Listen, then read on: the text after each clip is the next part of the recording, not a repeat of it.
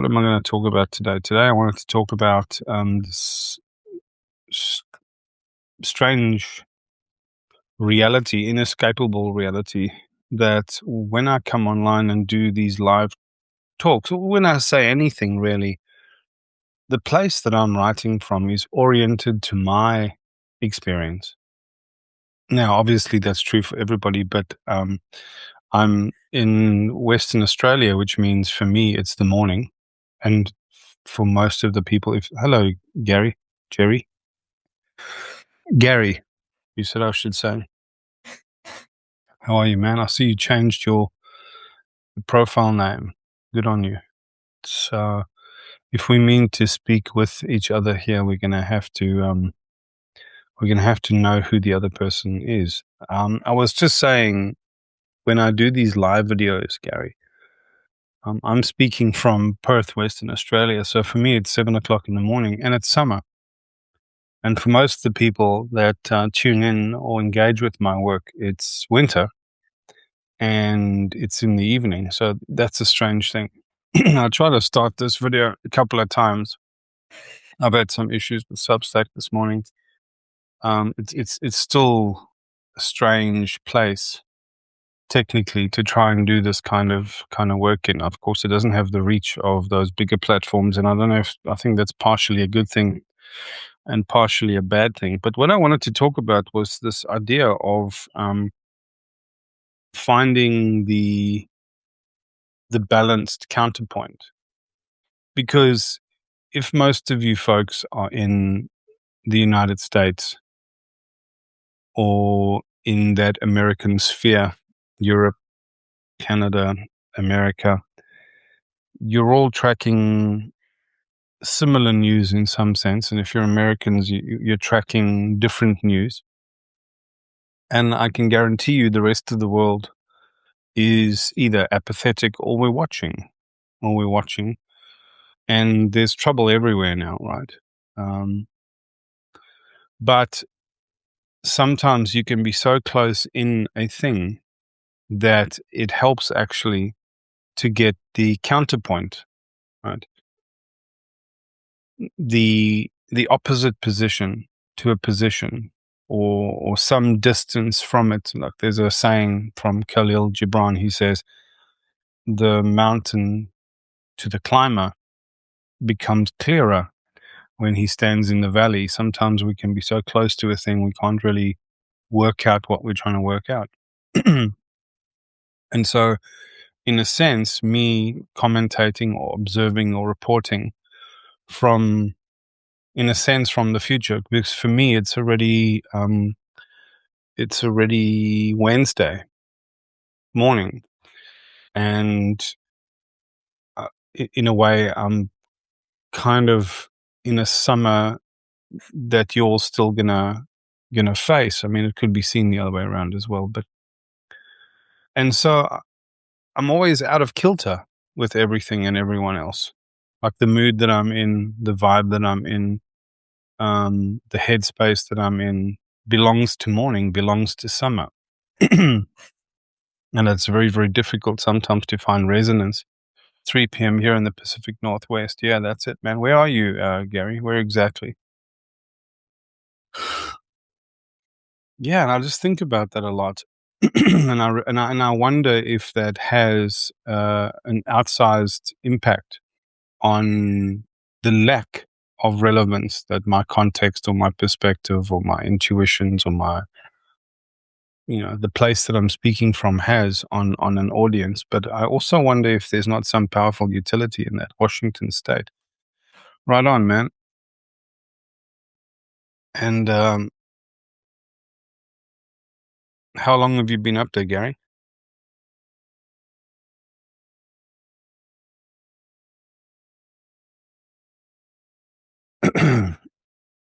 And Jean-Simon Fortin has joined. Nice to have you here, man.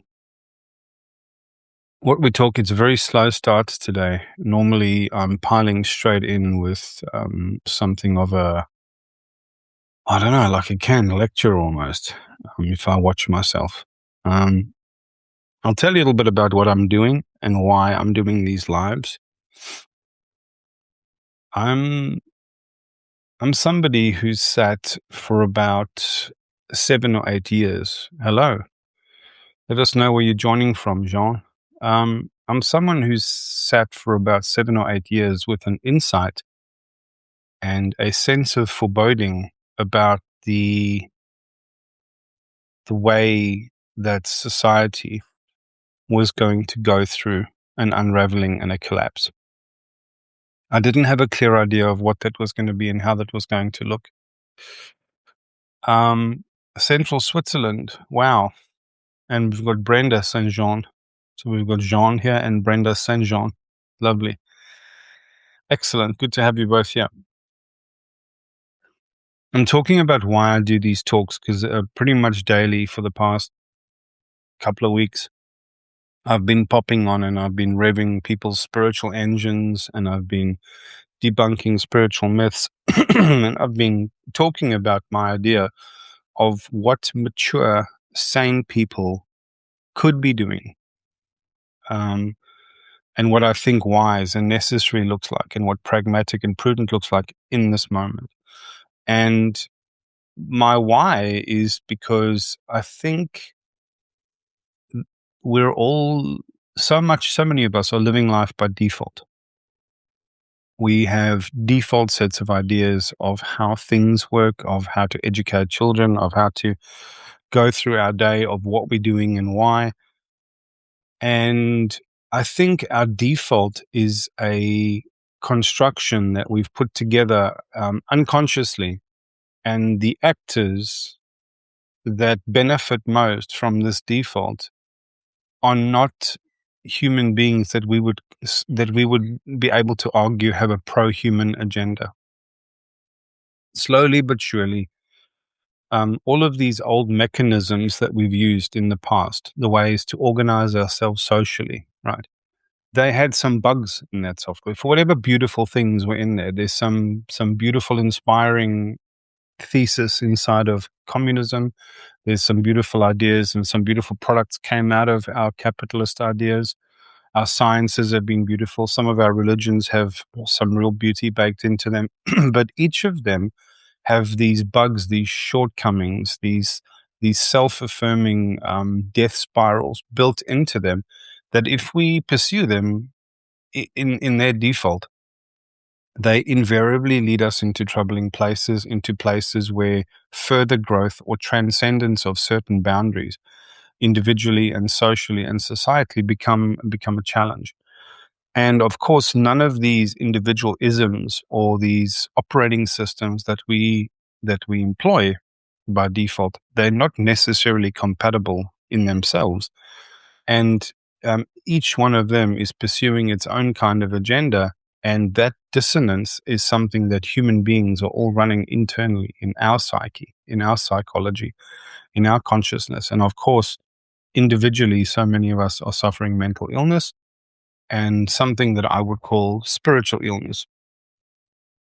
And the spiritual illness to me is our lack of belonging, our lack of coherence, our lack, the constant dissonance, the realization that's dawning on everybody now that the key actors are not acting in the best interests of human beings, and the grown-ups are not in the room. There's not a lot of maturity and responsibility that you can turn to and say, thank God, I'm so glad this person is at the helm. I'm so glad this idea is prevailing. I'm so glad this is the way that we're handling things with sanity and decorum and good measure. We're rushing headlong into a problem of our own making. And what I've been trying to do is articulate that problem from multiple different ways. And part of that problem is the internet. The internet is such a beautiful gift, but it's also this very troublesome, dark, funhouse mirror. But that mirror is a cuttingly accurate reflection of our collective conscious. If you ever wanted to understand what Jung and all of those other folks were talking about our collective consciousness, and you wondered, where is it? How do you put your finger on it? How do you quantify it or understand it? Just look at the internet. The internet is a faithful capture. It's not the collective conscious. It is a mirror, a digital mirror into or of our collective conscious. And give that some thought for a second. And so to speak into that space is to speak into a troubled, overwhelmed, saturated space where many of the actors on there are trained by the system, trained and conditioned by the system, both the influencers and the content creators. Most of them are there to get attention so that they can draw you into some funnel, so that they can feel better about themselves, so that they can position themselves as a teacher or a guru or some spiritual leader or an influencer of some kind. But there's no so that beyond that so that. There's no great so that. And what we're desperately missing as human beings is a great so that. The old dream of America, the old dream of modern Western democracy and enlightenment, that dog chased and caught its own tail. Yeah. And those dreams are dying, and dreams die. Dreams die. They can't carry us on forever, right? Reality is unfolding, and we eventually reach horizons beyond which that dream cannot take us. And the dream has to collapse. And the stories have to collapse, and the bullshit has to collapse, right? And our immaturity has to get tested. That's the most natural thing in evolution, in conscious evolution. But now we need new dreams. We need something else to carry us forward. I just want to pop back a little bit here. I asked Gary before other folks jumped on, and I said, where are you from? And Gary says, I've got a little bit of background about me. I was born in Kenya. Jambo mzuri sana. I emigrated to the US in 2002 when I was 12 or 13. I've lived in Maryland on the East Coast, Puerto Rico a couple of years, and now been in Washington for 5 years. Gary, I'm very interested in your experience because culturally in Kenya, there's a very strong cultural chip on the shoulder, and rightly so, about the English colonialism. And then to leave there because the country couldn't quite sort itself out and get through its own problems. Then you went to Maryland. That's an experience, right? And then you went to Puerto Rico. That's an experience. And now you're in Washington State. Such diametrically different cultural realities in America. We should catch up and talk about that. Beeson's here. Nice to have you here. And we've got somebody from central Switzerland. Boy, do we need some of the mentality of the Swiss right now. How do we stand in the middle of all of this tension and all of this drama and remain, in a sense, neutral from it while functioning, while retaining our own sense of sovereignty, while being prepared to blow up the bridges if the agendas enforce themselves on us or threaten to invade our sovereign space. And I'm speaking archetypally, of course, yeah. So what was I rambling about? I started this video talking about finding the balanced counterpoint. Because I'm talking now about popping on the internet and trying to talk sanity into the moment and trying to raise awareness of this impending collapse that we're now beginning to experience. And I don't want to be part of the noise while I'm talking about that. And I'm also coming to realize that whatever beautiful ideas I have, none of us is meant to reach everybody. None of us is meant to reach everybody. That's unnatural. It's unnatural that one person has the megaphone or the platform or the voice and they're the only one and everyone needs to listen to them, however good their ideas are. It's unnatural and it makes more trouble. Right? So we have many voices coming through at the moment, but those voices that are coming through are not enfranchised because they're trying to speak into that muddy, overwhelmed space, saturated space.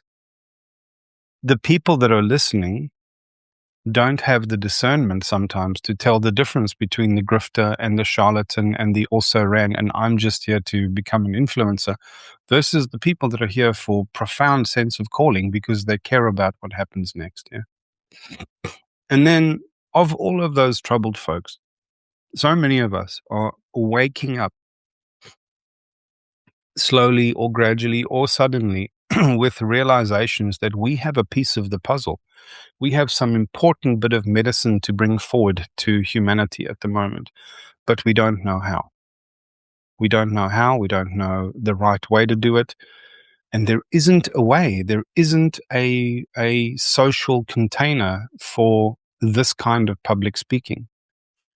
Imagine there was a TED Talk platform that wasn't just about interesting engineering ideas or interesting design ideas, that was only about ideas that could have a outsized, positive, constructive impact on the coherence of society and individuals and their spiritual health and their ability to to to transcend our old stories and our old challenges and navigate this moment. And as Abraham Lincoln said, rise with the time, rise with the occasion, not to the occasion, rise with the occasion. Yeah? And I want to enable that. I want to enable that. I want to keep talking here until enough people catch fire and go, oh, I like what this guy is saying. And this is slightly different insofar as here is a suggestion of a methodology that can make room for other voices. Yeah. And then when we attract such voices, we all socialize the idea, normalize the idea that not everybody who has an idea is ready to share that idea, nor is the idea itself ready to be shared raw and excited as it is. We need to temper ourselves, and our ideas need to be tempered. And then we also need to find a convergent language, a lingua franca by which we can have such conversations. Because since I've been speaking about this, so many people are arriving in the field and they're knocking on my door, and what they do is they just go, one line, I'm your guy. And then they post some intense theory about consciousness or about the nature of reality or about social constructs, and it's all fascinating work. But A, I can't read through all of that and parse that. Secondly, they're all writing in their own lexicon, in their own jargon, in their own perspective, right? And I did this for years, insanely expecting the entire audience to just take on my set of language and paradigms and contexts and just wholeheartedly take this on, or wholeheartedly like subscribe to it, as if what we're going to do is we're going to get a brilliant idea and everyone's just going to look at this and go, oh my God, where do I sign up? Jeff, tell me how to do it. And then we all just, guys, stop the press, put the guns down. Jeff over here has got a brilliant idea. Let's just roll it all out. Yes, you have to use different language and you all have to turn all your warships on the head of a pin, but let's quickly do it. Now, that's not going to happen. That's not going to happen. And the funny thing is, it means then that urgency and that exuberance and that excitement of waking up to the notion and the awareness that you have some piece of the puzzle coming through you, some piece of our human story trying to speak through you. It's our duty also as such torchbearers and wayfinders and imagineers and the ones who want to be thought leaders and want to contribute constructively to this moment. You have to also value something alongside the importance of your piece, right? And that's coherence. Coherence is a function that's moderated and determined by a group. Yeah. Even if your language is the best or your idea is the best, right? each of these things need to have bridges built so that people can find such language or such ideas accessible. I hope I'm making sense to folks here. So while I'm having this chat, I'm also having a side chat with Gary. And please, by all means, I thrive on engagement. Actually, all of us here, if we're honest with ourselves, thrive on engagement. Just get engaged, get involved, say your piece, ask your questions, make your comments, just get involved. Yeah. I don't know if you can all see each other's chat. Can you all see the chat? Or is it just me that can see everyone's chat? Please let me know. Gary said, I've been privileged to have the opportunity to experience such diversity, meet all different kinds of people with their cultures, religions, insights, etc. And I've learned a lot too. It's there, so you can all see the chat. I don't have to read it all out for you. And Gary says, for the video that'll come out later, won't see this chat. Gary says, there is a big challenge. One of my motivations for working on a theory of consciousness is to have a real impact on the human being, to present a way of looking at things that empowers and inspires them, not just contribute to science. That's it. And I suppose what I'm trying to say here today is a couple of things. One is we need, when I say need, I get challenged a lot when somebody says, who are you to tell us what we need? I don't know. I'm a human being, man, and I'm looking at the problem and I'm thinking this through and I'm reasoning it through like an adult. And when I look at the nature of the problem, my intuition and my sense of leadership, and when I ask myself what love looks like, shoot me for using the word need, but need is tied to the word necessary. What is most necessary right now?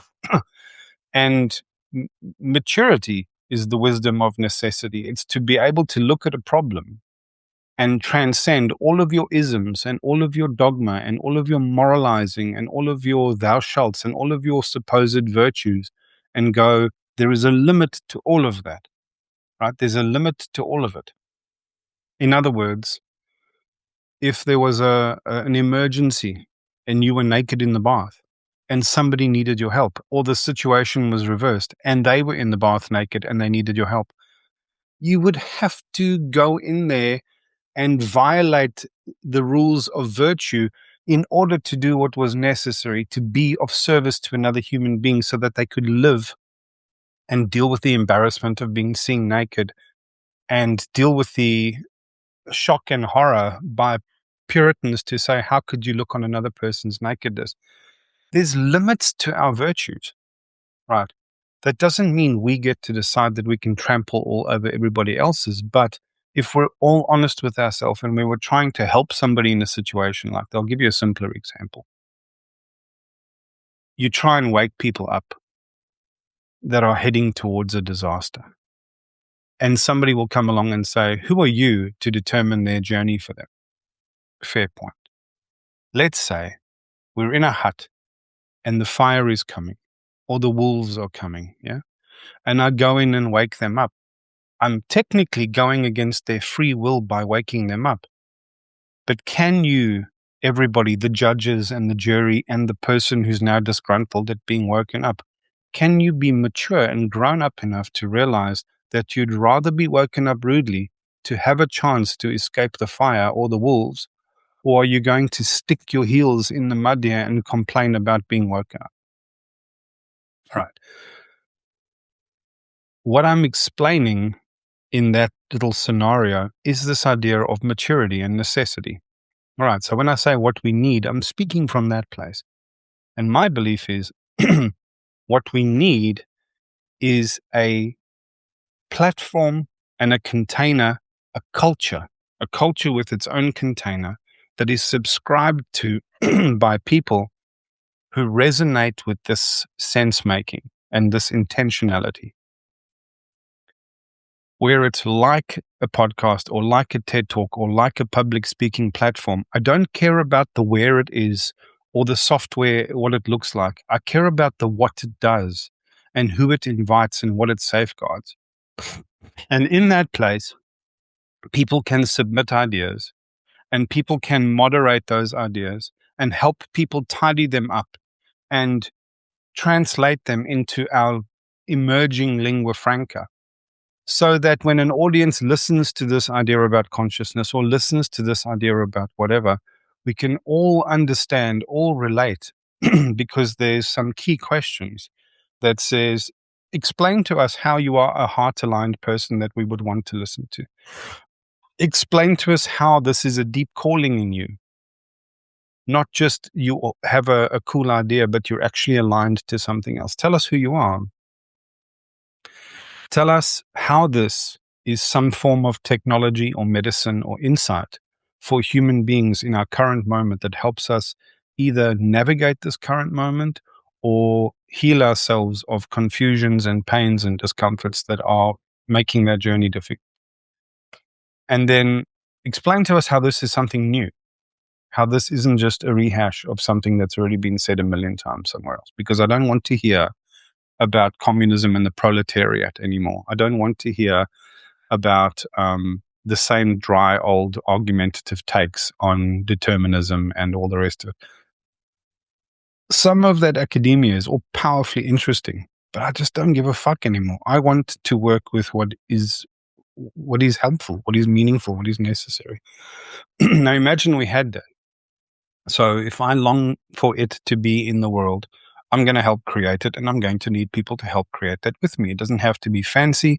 It can start right here, just be live videos or very plain podcasts that we announce to a small audience or a small community that gets traction and grows over time. And each one of these talks, there can be a little, like a mini keynote or a 25-minute where somebody gets to package their idea in a recognizable format so that we can all digest them and they sit there as artifacts that we can refer to and maybe build projects around and people can get interested in.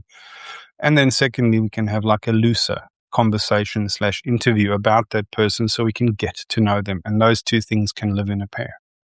And then we can start special interest circles. And this can be speaking about parenting or about money matters or about how to practice mindfulness in your own life. There's a dozen ways.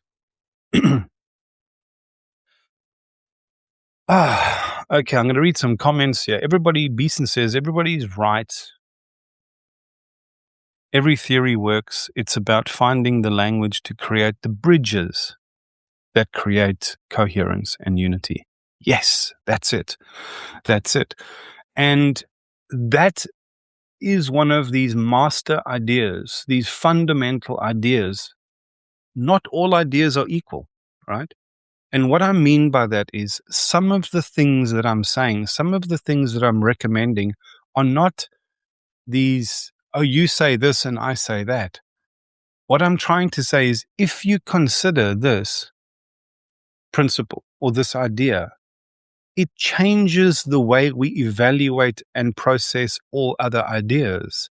And these fundamental principles, right, like the valuing of coherent and convergent language, that changes everything about what we do and why we do it and how we do it.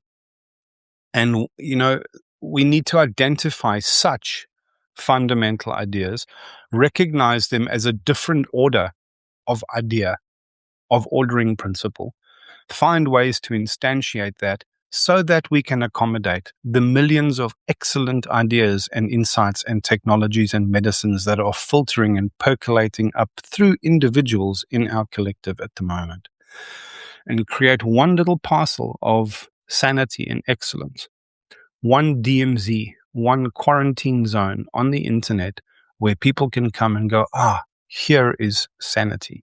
Here is human goodwill that is existing beyond the hungry desire to just build an influencer platform. Here is maturity. Here are people who value human leadership. Here are people who value human art, human craft, right? Of course, we want to use AI and all of that technology. We just don't, there is a line that we're trying to figure out. Right? But the technology is changing so fast. Our moment is changing so fast. None of us know where that line is, but then we need to find it without losing ourselves. Yeah. I'm going to read some more comments. Jean Simon says, well articulated and lovely parallel. Thank you. Gary, and I'm not a fool, everybody, even though it says Jerry, Gary has assured me that you pronounce Jerry Gary. Gary says, we're in an information and idea-rich environment, and it gets to a point where we can't keep up. So I have a way of encoding that. It says, systems fail. Systems fail when their inputs exceed their throughput. Right. That's true for the American justice system. It's true for the American political system that is aiming to moderate or refresh or update the Constitution to keep pace with the reality that it's trying to cohere with. Yeah. It's true for the human consciousness. It's true for societies, communities. It's true for conversations. It's true when you eat too much. Yeah. Systems fail when their inputs exceed their throughput. So we've got a bandwidth problem. And our problem is most of our systems are designed to last, not designed to change, right? And so in there being designed to last, we keep trying to press gang our experience and our engagement with reality into the confinement of the system. And of course it can't. So Gary says, we're in an information and idea-rich environment, and it gets to a point where we can't keep up. We have a bandwidth problem. We become overwhelmed. There is a real need for ideas that get people doing things, not just being passive observers. That's another really good point. We're busy watching this chaos unfold. And there is a way in which human beings can be stimulated reliably, and you can do this in a scientific context and prove it, right? This is falsifiable, what I'm about to say. You can stimulate them in such a way that they become dissociated from their own existential danger and collapse and trouble. Like they can literally head into a worse and worse scenario as long as the aesthetics and the entertainment factor of what they're watching is still high. So people are watching the news, watching the terrible things happen, but because we're so saturated, we're also numb in a certain way. We're this bizarre combination, this paradoxical combination of overstimulated and numb. So we're raw and hypervigilant and hypersensitive, but too much of that eventually just flattens everything out through hedonic adaptation. And then our brains, to keep us sane, our nervous systems to keep us sane, eventually just starts filtering or flattening a lot of that out, or squashing the emotional or the sentimental signal, so that we can just sit and watch, right? Because as horrifying as it gets, we just like looking at a bad Netflix series where it's like these one anxious moment after the next, and it's just this fucking train wreck that's unfolding episode after episode, and we can't stop watching, but we want to stop watching. But when it gets too much, we can just switch it off and tell ourselves it's just a series, right? And carry on with our day. That is how we're looking at the news.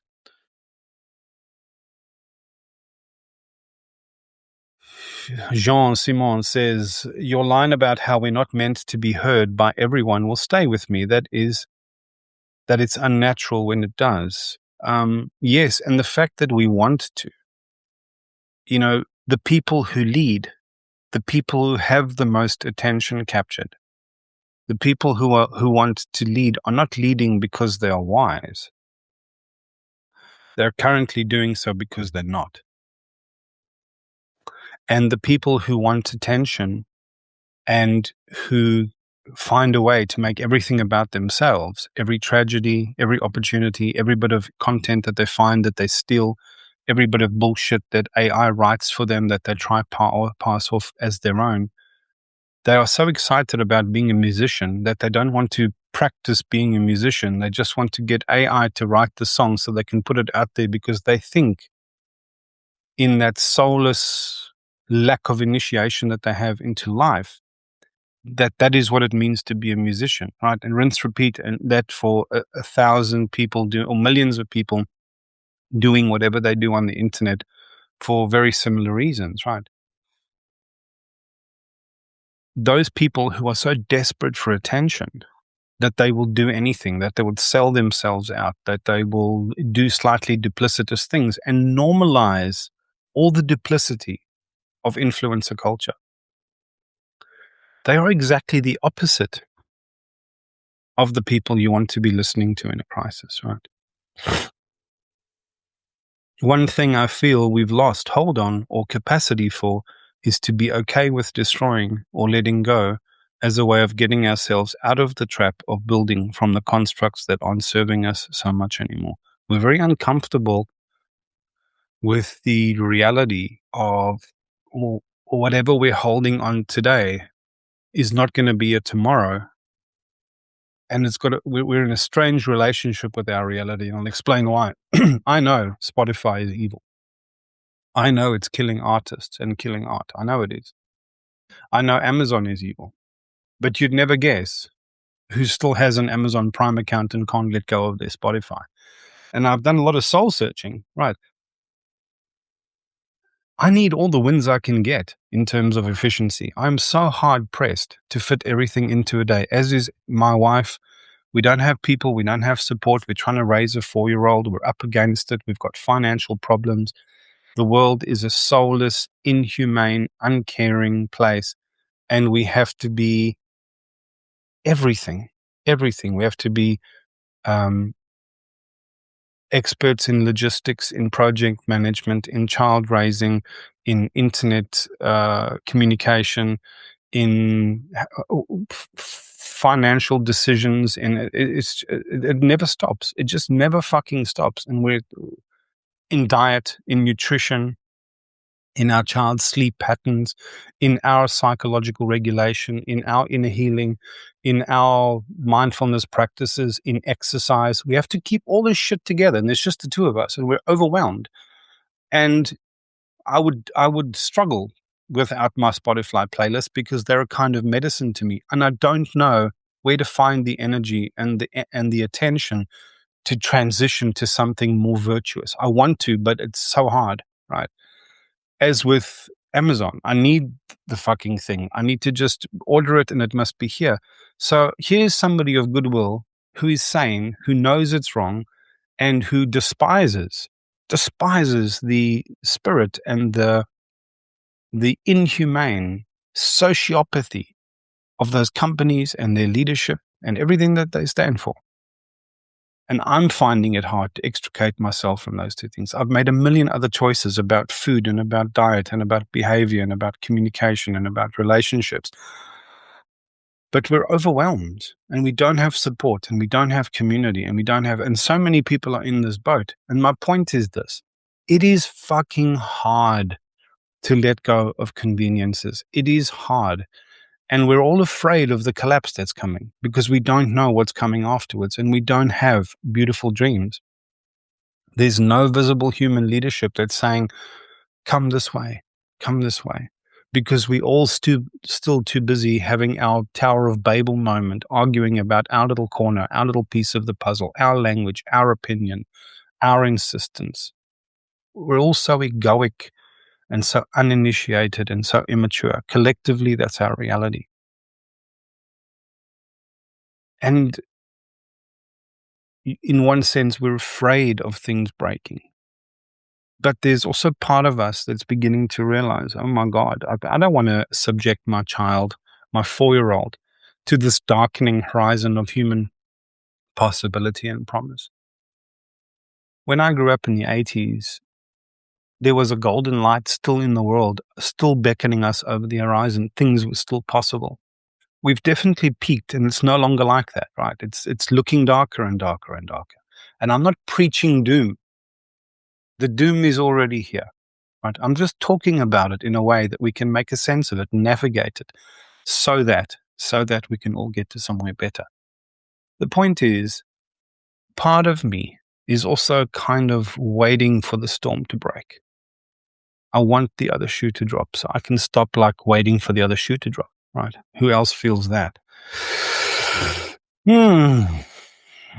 Yeah, the inertia of sunk cost fallacy and systems being too big to fail. Yeah. And we're all invested in these things. We're all invested in our academic hierarchies. We're invested in our social constructs. We're invested in our business models and our ecosystems, digital and virtual ecosystems. It's hard. It's hard to extricate ourselves from that. And yet we need to find a way. We need to also remember, and I spoke about need in the beginning or earlier on in this video, and this is really carrying on longer than I wanted to, but c'est la vie. We need to face reality. This is individually, no matter where we are in our arc of life. Like, you can always know that you're beginning the mature arc of your own journey when you become interested in looking at the reality, warts and all. No more excuses, no more places to hide, no more stories, right? And it's not that this is a one and done thing, because we are constantly unfolding and emerging. We are an emergent process, and life is constantly unfolding. And we keep crossing over horizons and into new moments and into new contexts and into new seasons and into new relationships. And those relationships have seasonalities. And that means that we're constantly in a position or in a reality where we can be sliding into new novicehood, into new infancy, into a new newness where we have to mature and grow up into this reality, into this burgeoning reality that we are not fully mature about, that we don't actually have a handle on. And there's a seasonality to that, right? It begins in like a spring lamb. And then there's this summer, this adulthood where you have all your strength and all your youth and all your faculties. But you never notice it while summer's happening. And only in autumn, when you reach the autumn of an arc, of a relationship, of a conversation, of a meal, of a life, of a society, of an era, do we realize what's disappearing, right? And even then, we become so afraid of what's going to happen in winter that we miss the beauty of autumn. And autumn is a second spring where every leaf has become a flower. And autumn is the fall, as you call it in America, is the adult's summer, where it's not all about that piss and vinegar of summer. And you're over the giddy spring lamb novelty of spring. But you now just have enough youthfulness left in that back end of the season to start preparing for the winter that's coming, to start distilling wisdom and meaning from the moments that have come. Yeah. Anna joined, Kay Genevieve joined, and nobody joined. Oh, so this has been a meandering ramble all over the place. Sometimes I wish I could just have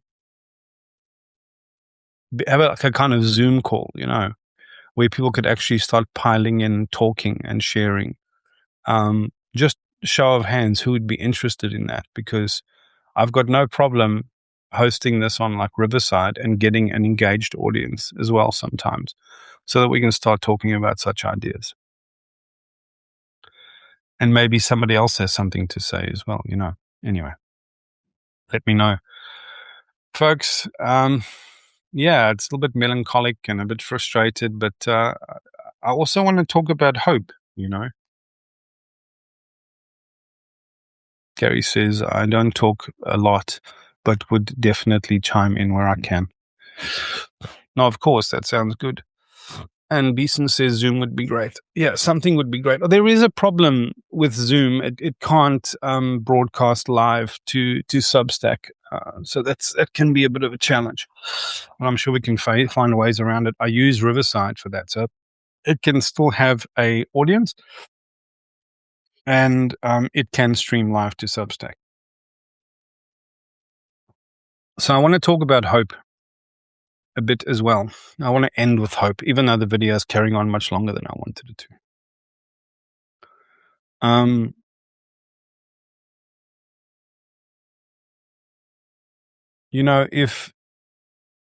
If hope doesn't make a fool of you, self-doubt will, doubt will. And you can say it the other way around as well. If doubt doesn't make a fool of you, hope will. Right? What am I saying? I'm saying whatever we hope for, things never turn out exactly that way, right? The journey is what it is. And so often in our lives, I know people that have undergone cancer diagnosis, living with cancer, and then cancer treatment. And even if they got better, I've never, ever, ever heard a single person that said, this hasn't brought me closer to life. It hasn't brought me deeper into living and into presence and into my relationships. I'm not suggesting we all go out and get cancer. I'm saying, in a sense, we all have a collective cancer, right? We are living a collective cancer. And the oncology, the drama, the impending threat of what you can lose can bring you closer into relationship with life, into who you are, into what matters most. So there's this way in which even negative experiences that feel difficult at the time always bring with them some gifts in their hands that leave us with a sense of meaning afterwards, right? And if there's any meaning to life, it's meaning making, right? But it doesn't matter whether we're too afraid or too doubtful to try something or to do something or to venture something. And then that doubt makes a fool of us because things turn out in a way that we would have been better off for trying. And conversely, if we hope that everything's going to work out the way it is, hope will make a fool of us because reality will unfold the way it does. But there's this beautiful quote by Albert Camus, and he says, I'd rather live my life as if the good thing exists and is possible, and reach the end and find out maybe it isn't. I'd rather do that, actually. I'd rather I'd rather act all the days of my life as if there was something beautiful and meaningful presiding over my life and all of our lives, as if meaning was possible. I'd rather do that. Even if it means I get to the end and realize that I've made a fool of myself. C'est la vie, I chose that. I'd rather do that than the other thing, than act cynically all the days of my life and not pursue those opportunities and not be a relay for hope and not look for meaning and then get to the end and realize all along that it was possible. Yeah. Pronoia is this opposite of paranoia. Pronoia says it's not that everything is out to get you and do you harm. It's that the universe is out to do you a great service. Right? Your life is happening for you, not to you. And that's very small comfort for somebody who's struggling with abuse or being shot in the face by their law enforcement services or being lied to by their administration. There are real victims of situations. There are real cases where people need help, need defense, need support, need justice. Absolutely. But for most of us, we're not sitting in that raw circumstance. And this is true for most of us. Our life very much is happening for us. And we're better off for acting as if that is true. Even if it isn't. And I'll tell you why. This is logical, not idealistic. Because when you walk with and you live with the idea that everything can have meaning, not that everything happens for a reason, that everything can have meaning. Everything can have meaning. That I can distill wisdom from every experience, that even if there is something terribly wrong with the world, my being able to assume that a better way exists empowers me to look for ways, empowers me to pay attention to what's going on and see where I can help and see what can change. Because not everything is cast in stone. There's always a bit of wriggle room. There's always room for improvement. There's always a way we can steer the situation in some small way.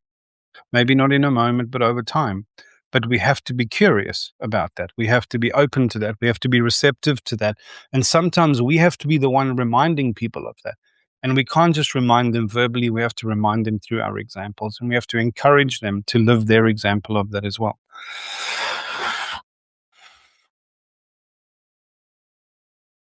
Pronoia is doing real work for me right now as an advanced meditator. I can literally see the shift in my consciousness and how it influences my behavior and actions downstream. It's like magic, really. And that's what I think magic really is. Yes, I have a little quote that I love bomb people with about magic.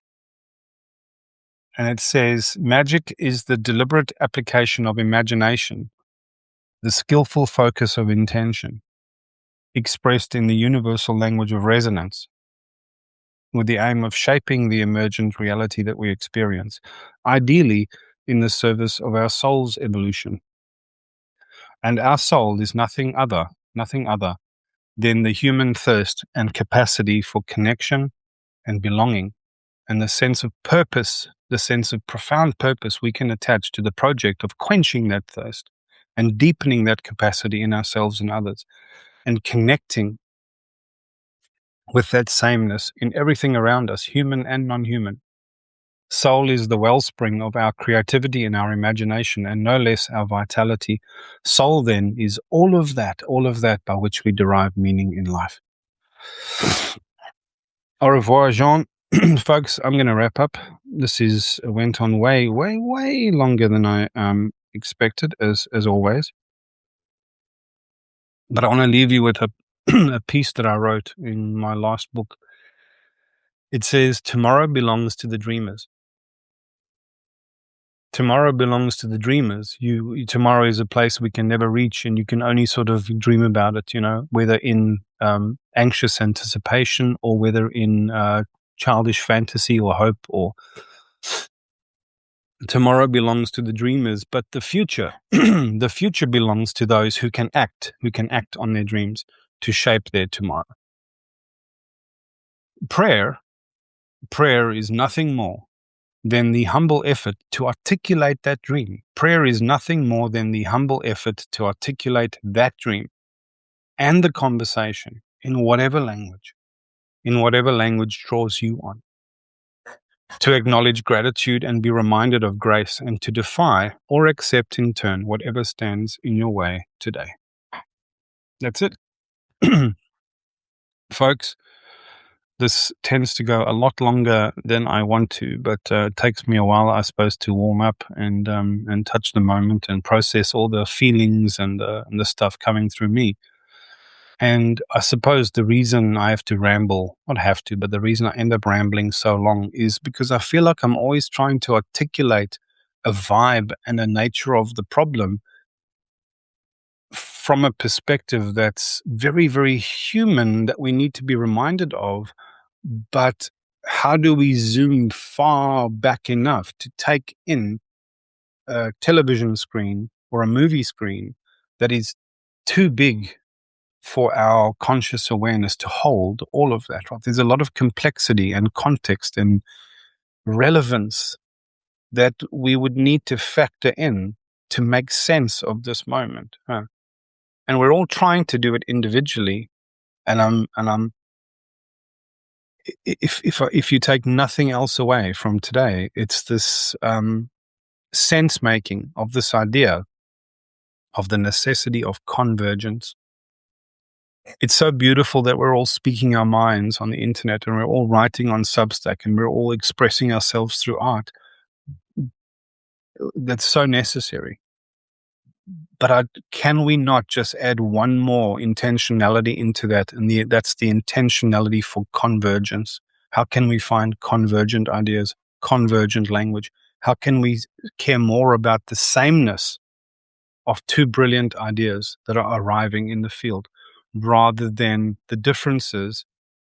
Because that notion of me staking a claim in my idea and you in yours, and then debating for 20 days, and then writing books and getting two audiences that sit and potshot at each other, that's been tried and done, and it gets us nowhere. It gets us two factions that can't converge on their enormous degree of shared commonality. I want the other thing. I want the shared commonality. ladies and gentlemen, thank you for your time. I will do something to this and make it available for watching later. If you're finding value in this, please find your way to contribute to the conversation. Please reach out to me. Please make your suggestions on how you think we can create a convergent platform here. Please understand that if you do have kick-ass ideas, what I'm going to be doing is sending out a kind of pro forma invitation so that you'll have to distill your brilliant answer, your insight, your take, your project, whatever it is that is coming through you in a consistent way that we can start sharing and talking about. Because I want to kickstart that now. I want to kickstart that podcast. I want to introduce you to these brilliant artists, creatives, thinkers, thought leaders, cultural leaders that are coming through the field at the moment. So please be patient with that process, and please find ways to draw people into this convergent conversation. Right? It's no good that we're all talking into these little isolated pockets of the void. We need to pull that intentionality, pull that draw, right? That sense making, that meaning making, and let that gravity of it do something. The thing about convergence and coherence is things that converge and cohere, they create these emergent whole, these new things that are greater than the sum of their parts and which create new fields of possibility and new capacities for possibility, new capabilities that were not present before. And that's a thing human beings can do, right? We just need to rest our energy and our attention away from the raw screen of drama that's unfolding constantly, right? And we have to transcend these old ideas of soapboxing ourselves and sharing just our idea in our language, in our whatever, and find a way to pull together in common cause in whatever context we choose. That could be in your community, it could be in your family, it could be in your special interest group. I'm trying to do it here virtually online and see how good this can be. If you got any questions, hit me up, and I will have to create a web page at some point and put down the frequently asked questions. I'll create some sort of a podcast platform, and I'll keep ticking along. And if anyone can be part of that, can do sound engineering or digital editing or digital marketing, or what I really need is someone to take these videos and slice them up and turn them into shorts and proliferate them out, and get that process going so that when we get these thought leaders and speakers through, that same thing can happen for those folks. Because I can't spend my time doing that. It's not my jam. But yeah, okay. Au revoir, everyone. Have a beautiful evening. Take care.